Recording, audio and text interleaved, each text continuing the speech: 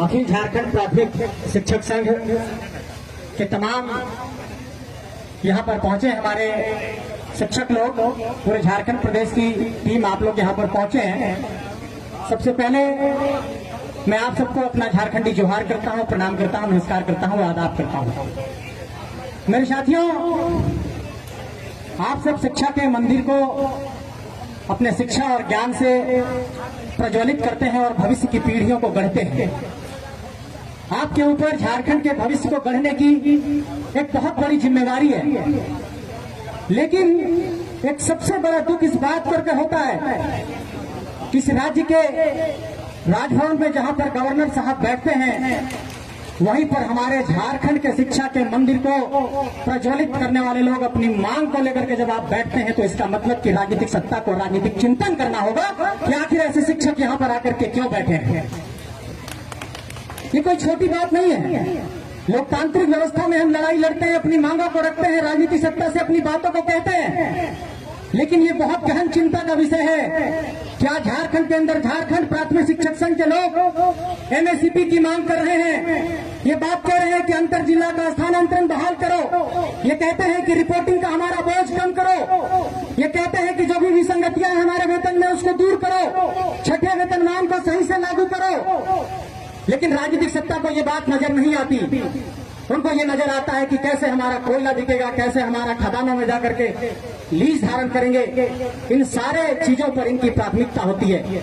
मैं इस बात को अपने भले दिल की गहराइयों से कहना चाहता हूं आप सबको कि इस पूरे राज्य के भीतर पिछले 3-3.5 साल में हम लोग लड़ाई इन्हीं से विषयों की लड़ रहे हैं, और इस बात को हम लोगों ने महसूस किया है कि आज के दौर में, इस 21वीं सदी के दौर में, 2024 के इस दौर में झारखंड को एक गंभीर राजनीतिक चिंतन की जरूरत है। झारखंड को एक गंभीर राजनीतिक तौर पर एक गंभीर राजनीतिक नेतृत्व कौशल की जरूरत है। झारखंड को एक नए राजनीतिक तौर पर एक समाधान की जरूरत है। इस राज्य के भीतर ना नियुक्तियां सही से हो रही है, जो नियुक्त हुए ना ही उनको सही से लाभ मिल रहा है। चाहे यहाँ पर पारा शिक्षकों की बात हो, चाहे आंगनबाड़ी की बात हो, चाहे प्राथमिक शिक्षक की बात हो, चाहे शिक्षक नियुक्ति की बात हो, चाहे यहाँ पर स्थानीयता की बात हो, नियोजन की बात हो, विस्थापन की बात हो, पुनर्वास की बात हो, चाहे झारखंड के तमाम से जेएसएससी सीजीएल में नियुक्ति की बात हो, जेपीएससी की बात हो, शिक्षक नियुक्ति की बात हो, सभी जगह पर कहीं पर पेपर लीक होता है, कहीं पर नियुक्तियों में विसंगति है, कहीं पर वेतनमान में विसंगति है।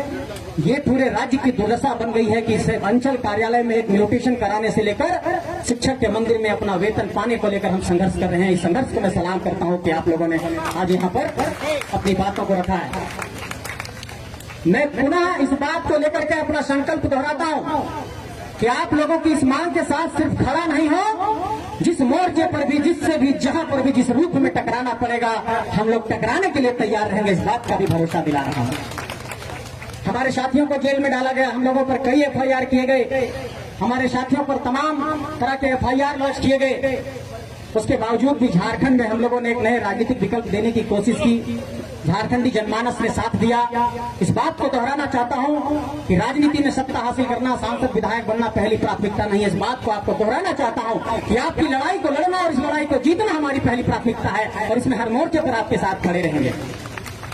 अंत में आप सबसे यही कहना चाहता हूं कि आज आप लोग यहाँ पर आमरण अनशन पर बैठे हैं, धरना प्रदर्शन करने आए हैं, और मुझे लगता है मैं बहुत ही चिल्ला करके, चीख करके राजनीतिक सत्ता को ये कहना चाहता हूं, राज्य के मुखिया से ये कहना चाहता हूं कि अगर आपके अंदर जरा से भी संवेदना है, अगर आपके अंदर इस बात को लेकर जरा भी राजनीतिक चेतना है, तो आपको इस बात पर चिंतन करना होगा कि इस राज्य के प्राथमिक शिक्षक यहाँ पर क्यों बैठे हैं, और इसकी मांग को आज शाम तक आपको पूरा करना होगा। इनको आमरण अनशन ना करना पड़े, इस बात पर आपको चिंता करना होगा। आप भेजिए किसी अपने ब्यूरोक्रेसी के, नौकरशाही के किसी लोग को, कोई वार्ता करने आए। सहायक पुलिसकर्मी बैठे हैं आपके ही बगल में, झारखंड राज्य दफादार, चौकीदार, पंचायत द्वारा यहाँ भी लोग अनिश्चितकालीन धरना पर बैठे हैं। मैं ये सवाल पूछना चाहता हूँ कि इस राज्य के हालात ऐसा क्यों हुआ है कि पुलिस बैठा हुआ है धरना पे, शिक्षक बैठे हुए हैं धरना पे, चौकीदार बैठे हुए हैं धरना पे, पंचायत सचिव यहाँ पर आंदोलन करते हैं, तो उसके बाद उनको नियुक्तियां मिलती है। ये सवाल तो राजनीतिक सत्ता को सोचना पड़ेगा, चिंतन तो करना पड़ेगा कि इस राज्य के भीतर इतनी अराजक परिस्थितियां क्यों जन्म ली है। किसी राजनीतिक सत्ता के विचारधारा पर, उसके सवाल पर नहीं उठाना चाहता हूं।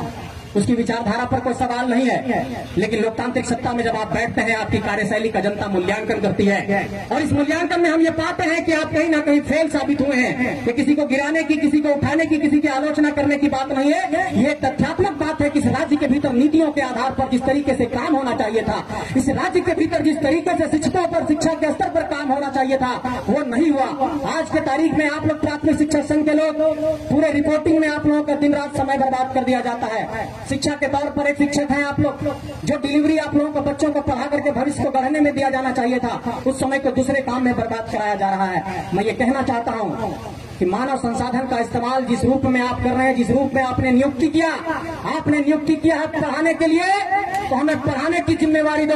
अगर उस काम में फेल हुए तब मानेंगे, लेकिन आप हमसे एक्स्ट्रा काम कराओगे, बदले में वेतन भी नहीं दोगे, वेतनमान भी नहीं लागू करोगे, MSCP भी लागू नहीं करोगे, छठे वेतनमान को नहीं लागू करोगे, अंतर जिला अंशांतरण को लागू नहीं करोगे।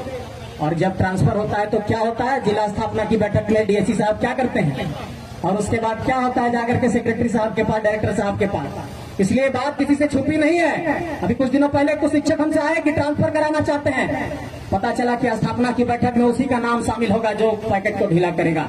इस तरह की परिस्थितियां झारखंड के अंदर बनी है। इसलिए मैं ये कहना चाहता हूं कि आप लोगों के इस मांग के साथ खड़ा हूं।